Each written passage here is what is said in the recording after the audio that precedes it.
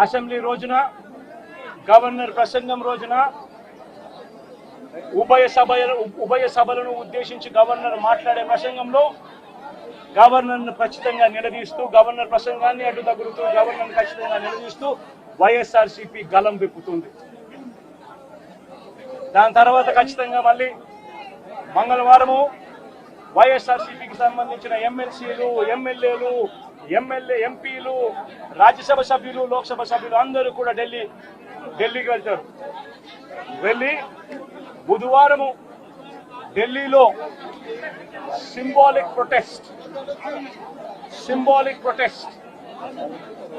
Symbolic ధర్నా ఢిల్లీలో చేసే కార్యక్రమం కూడా చేస్తాం.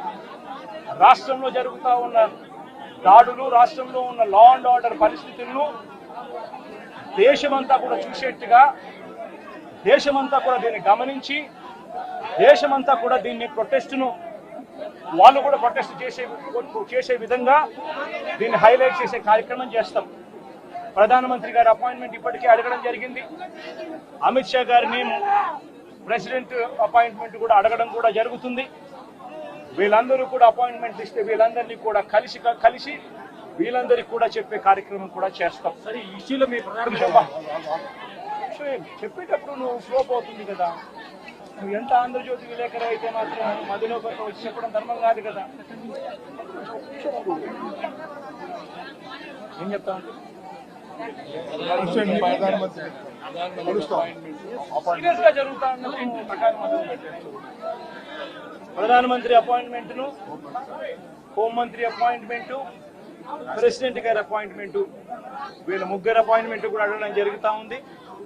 వీళ్ళ ముగ్గురిని కూడా కలిసే కార్యక్రమం కూడా జరుగుతుంది. వాళ్ళ అపాయింట్మెంట్ ఇస్తే వాళ్ళని కూడా కలిసే కార్యక్రమం జరుగుతుంది. జరిగి వీళ్ళందరినీ కూడా రాష్ట్రంలో జరుగుతూ ఉన్న దిగజారిన పరిస్థితులను ఎక్స్ప్లెయిన్ చేసి రాష్ట్రంలో ప్రెసిడెంట్ రూల్ పెట్టాల్సిన అవసరం ఎంత ఉంది అని చెప్పి కూడా గట్టిగా వాళ్ళ దృష్టికి తీసుకొని పోవడం కూడా జరుగుతుంది. నిజమైన అడుగుతున్నాను.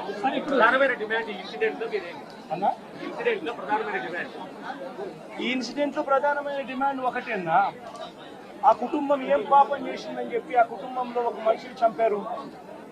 చంపడమే కాకుండా ఆ కుటుంబాన్ని అప్రతిష్ట పాలు చేస్తూ ఆ పిల్లాడి మీద ఎలాంటి చెప్పుకోదగ్గ హత్యలు చేసిన కేసులో, లేకపోతే ఒక ఫ్యాక్షన్ కేసులో, లేకపోతే తనను ఒక ఫ్యాక్షన్ లీడర్ కిందనో, ఒక హత్యలు చేసిన వ్యక్తి కిందనో తనను ఒక ప్రొజెక్ట్ చేసి పోలీసులు ఏ రకంగా ఆ వ్యక్తి, ఆ పిల్లాడి వ్యక్తి ఆ జీవితము, ఆ కుటుంబం జీవితంతో చెలగాటలాడుతూ ఏ రకంగా వ్యక్తిత్వ హరణ చేస్తా ఉన్నారో ధర్మమేనా? రేపు మీకైనా కానీ ఎవరైనా కూడా ఇదే మాదిరిగా చేసి మీరు హత్య కాబట్టి సింపతైజ్ చేయాల్సింది పోయి సింపతైజ్ చేయకపోగా మీరు హత్య రాజకీయాలు చేసే వాళ్ళు అన్నట్టుగా, మీరు ఫ్యాక్షన్ రాజకీయాల్లో ఉన్నట్టుగా, మీరు ఇంతకు ముందు ఏదో చేశారని చెప్పి తప్పుడు ప్రచారం చేసి ఆ తప్పుడు ప్రచారంలో భాగంగా మిమ్మల్ని చంపారని చెప్పి మీ మీద చేస్తే మీకు నచ్చుతుందా? కనీసం పోలీసులు అనే వాళ్ళు ప్రేక్షక పాత్ర వీడి చంద్రబాబు నాయుడు అనే వ్యక్తి క్షమాపణ చెప్పాలి. మోస్ట్ ఇంపార్టెంట్ థింగ్, రాష్ట్రంలో జరుగుతూ ఉన్న దాడులను తాను ఖండించి క్షమాపణ చెప్పి ఇక మీదట ఇలాంటి పరిస్థితులు ఉండవు అని చెప్పి ప్రజలకు భరోసా ఇవ్వాలి. వైఎస్ఆర్సీపీకి ఓటు వేసిన వాళ్ళకు కూడా భరోసా ఇవ్వాలి. ఎందుకంటే ఈరోజు ముఖ్యమంత్రిగా తాను ఉన్నాడు అని అంటే కేవలం వైఎస్ఆర్సీపీ నుంచి కూడా ఒక 10% ఓట్లు అటువైపున తన మోసానికి అటువైపున నమ్మి అటువైపున పోయిన ఓట్లే కదా. ధర్మంగా అది కదా ఈ మాదిరిగా చేయడం. మొట్టమొదటిసారిగా చంద్రబాబు నాయుడు క్షమాపణ చెప్పాలి. పోలీసులు వాళ్ళ విధులు నిష్పక్షపాతంగా చేసే విధంగా పోలీసులు అడుగులు ముందుకు వేయాలి. ఇవన్నీ జరిగే దానికోసమే ఒత్తిడి తీసుకొచ్చే కార్యక్రమంలో భాగంగా ఇవన్నీ చేస్తారు. సార్, మీరు రేపు జరగబోయే సభలకి అటెండ్ కాకుండా ఉండటానికి ఓ కొత్త నాటకాన్ని, కొత్త స్టేజ్ క్రియేట్ చేసుకుంటున్నారు. ఢిల్లీ వెళ్ళాలని ఓ పని చేయండి, మీరు వెళ్తే వెళ్ళండి ఢిల్లీ, నాకే అబ్జెక్షన్ లేదు. కానీ రేపు శాసనసభలో మీటింగ్ జరగబోతున్నాయి కదా, దానికి మీరు రండి. మిమ్మల్ని వ్యక్తిగతంగా అనొద్దని చెప్పి నా పర్సనల్ గా నేను బీజేపీ, టీడీపీ, జనసేన ఎమ్మెల్యేని రిక్వెస్ట్ చేసుకుంటాను. మిమ్మల్ని వ్యక్తిగతంగా ఏమి అనొద్దని చెప్తాను. మీరు ధైర్యం వచ్చి మాట్లాడండి. శాసనసభని ఫేస్ చేయడానికి ఎందుకండి అంత భయం మీకు? రండి, ధైర్యంగా రండి. మీకు ప్రతిపక్ష హోదా ఇవ్వకపోయినా ఓ ప్రస్తుతానికి ఉన్న 11 మంది ప్రతిపక్షాలు ఫీల్ అవుతాం మేమందరం. క్వశ్చన్ చేయండి, కూటమి ప్రభుత్వాన్ని శాసనసభలోనే అడగండి. రోడ్ల మీదకి వచ్చి మాట్లాడితే ఎట్లాగా? ఇలాంటి పెర్ఫార్మెన్స్లు ఎందుకు? అధికారం ఉన్నప్పుడు పెర్ఫార్మెన్సే, అధికారం లేనప్పుడు పెర్ఫార్మెన్సేనా? ఇలాంటి ఇలాంటి ఇలాంటి కథలు చేయకండి ప్లీజ్. ఇప్పటికైనా తెలుసుకోండి, మీ మీద మాకు వ్యక్తిగతంగా ఎటువంటి కోపం లేదు, ఎటువంటి ద్వేషం లేదు. ప్రజలకి నష్టం జరుగుతుంది, ప్రజలు మీ వల్ల దారుణంగా నష్టపోతున్నారు. కొన్ని వందల మంది, వేల మంది ప్రజలు ఆత్మహత్యలు చేసి చచ్చిపోయారు మీ యొక్క అకౌంట్ లో. అప్పుడు అది తప్పు అని చెప్పి మేము గట్టిగా ఫైట్ చేసాం. ఇప్పుడు ఇప్పుడు ఇప్పుడు జరిగే ప్రతిదాన్ని మీరు రాజకీయ కోణం నుంచి చూసేస్తారా? ప్రతి చావుని, ప్రతి చిన్న సైజు గొడవలు ఏదైనా సరే మీకు దుర్మార్గమైన ఇదిగా కనపడతాయా? మీకు రాజకీయ కోణంలో కనపడతాయా? ఇంకొక డైమెన్షన్ చూడటం చేత కదా మీకు? చేయండి. నేను ఇప్పటికైనా సరే మీరు గట్టిగా ఫైట్ చేయండి. కూటమిలో కనుక ఏదన్నా తప్పులు జరిగితే తప్పులు నిలదీయండి. అంతేకాని దొంగ మాటలు, దొంగ కబుర్లు, పిచ్చి కబుర్లు చెప్పకండి.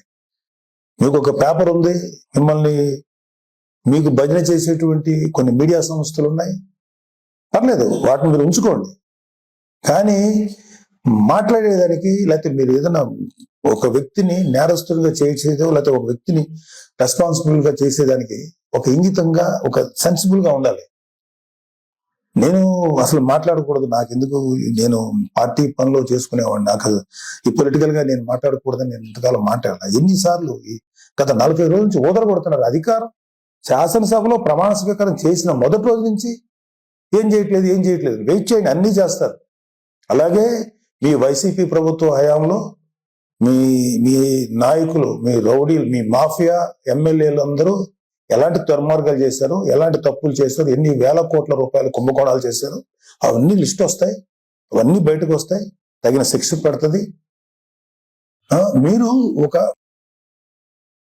మీ సొంత బాబాయ్ చనిపోతే కనీసం రెస్పాన్స్ లేని మీరు ఎలా మాట్లాడతారండి?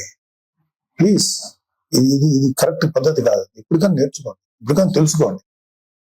ఎప్పటికైనా చెప్పుడు మాటలు, పిచ్చి మాటలు వింటాం మానేయండి. ఒక మంచిగా మనం ఎలా చేద్దాం. రేపు పొద్దున 10 ఏళ్ళు ఉంటారు, 15 ఏళ్ళు ఉంటారు ఈ కూటమి ప్రభుత్వం వాళ్ళు. ఆ తర్వాత మీరు వస్తారు. నాకేమి మీరు రాకూడదని అనుకోవట్లేదు, మీరు రండి. బట్ మీరు చేసిన పెద్ద బొక్కకి కనీసం 15 ఏళ్ళ పాటు వీళ్ళుంటే ఆ తర్వాత మీరు మళ్ళీ వచ్చి చెదురు. కానీ ఈ లోపుగా మీరు రియలైజ్ అవ్వండి, మంచి దారిలో నడవండి, మంచి పద్ధతిగా నడవండి. దుర్మార్గపు వ్యక్తుల సలహాలు తీసుకోకండి. మీరు కూడా దుర్మార్గం ఆలోచన పక్కన పెట్టండి. నీతి నిజాయితీగా జెన్యూన్ ఉంటా ట్రై చేయండి. మేబీ జనాలు ఇంకో 10 ఏళ్ల తర్వాత, 15 ఏళ్ల తర్వాత మిమ్మల్ని గౌరవించవచ్చు, రెస్పెక్ట్ చేయొచ్చు. ఇలాగా అనవసరమైన మాటలు మీరు కానీ, మీ ఎమ్మెల్యేలు కానీ ఇవ్వండి. ఒక 6 నెలలు టైం ఇవ్వండి, చేస్తారు. మీరు అనుకున్నవన్నీ చేస్తారు. మీరు ఏదైతే ఇప్పుడు నేరం మోపుతున్నారో కూటమి ప్రభుత్వం మీద, అన్ని వాటన్నిటికీ జవాబు వస్తుంది. వాళ్ళు ఏవైతే ఈ మేనిఫెస్టోలో ప్రామిస్ చేస్తారో అవన్నీ చేస్తాం. మాకు సెంట్రల్ గవర్నమెంట్ నుంచి సంపూర్ణ సహకారం ఉంది. మీలాగా కేసుల విషయంలో ఈ రాష్ట్రానికి సంబంధించిన ఇష్యూస్ అని చెప్పి మీ పర్సనల్ కేసుల గురించి సెంట్రల్ గవర్నమెంట్ దగ్గరికి వెళ్ళి మాట్లాడిన వ్యక్తులు కాదు ఇక్కడ. పవన్ కళ్యాణ్ గారు కానీ, చంద్రబాబు నాయుడు గారు కానీ రాష్ట్రానికి మంచి నిధులు రప్పించి ప్రజల కోసం బాగు చేద్దామని, ప్రజల జీవితాలు బాగు చేద్దాం ఉన్నారు. తెలుసుకోండి. ఇప్పటికైనా 10 ఏళ్ళ తర్వాత, 15 ఏళ్ళ తర్వాత మళ్ళీ అవ్వచ్చు. ఇంకా చాలా వయసు ఉంది. దొంగ మాటలు మాట్లాడు, లేదా పిచ్చి మాటలు మాట్లాడేంత మాత్రాన జనాలు గొర్రెలా నమ్మరండి. జనాలు చాలా చాలా ఇంటెలిజెంట్ పీపుల్. వాళ్ళు ఎవడు మంచోడో, ఎవడు చెడ్డోడో, ఎవడు ఎలాంటి వాడో ప్రజలు చాలా కూలంకషంగా గమనిస్తారు. త్వరలోనే మేము కూటమి ప్రభుత్వం మీకు సరైన ఆన్సర్ చెప్తుంది. ఇవన్నీ అయిన తర్వాత వెళ్ళండి. మీరు ఢిల్లీ వెళ్ళి ధర్నాలు చేసుకుంటారా, రాష్ట్రపతి వాళ్ళు పెట్టాలి కోరుకుంటే చెప్పండి, వాళ్ళకి సహేతుకమైన కారణాలు చెప్పండి. అడగటానికి రాష్ట్రానికి అర్జెంట్గా రాష్ట్రపతి పాలన గురించో అది పెట్టాలని అర్థం ఉందా? కొంచెం ఉందా మీకు? భారతదేశానికి స్వాతంత్రం వచ్చిన తర్వాత ఆఖరికి యూపీ లాంటి రాష్ట్రాల్లో కూడా, బీహార్ లాంటి రాష్ట్రాల్లో కూడా జరిగినటువంటి అరాచకం ఆంధ్రప్రదేశ్ జరిగింది మీ 5 ఏళ్ల ప్రభుత్వ పాలన హయాంలో. అది మీరు గుర్తుపెట్టుకోండి. పిల్లి కళ్ళు మూసుకొని పాలు తాగితే ఎవరు చూడలేదు అనుకోకండి, అన్ని చూస్తున్నారు. మీ మీద ఎన్ని రకాల దుర్మార్గాలు చేశారో మీ ప్రభుత్వంలో, మీ హయాంలో అన్నీ ఉన్నాయి. అన్ని బయటకు వస్తాయి, కంగారు పడకండి, అన్నీ వస్తాయి.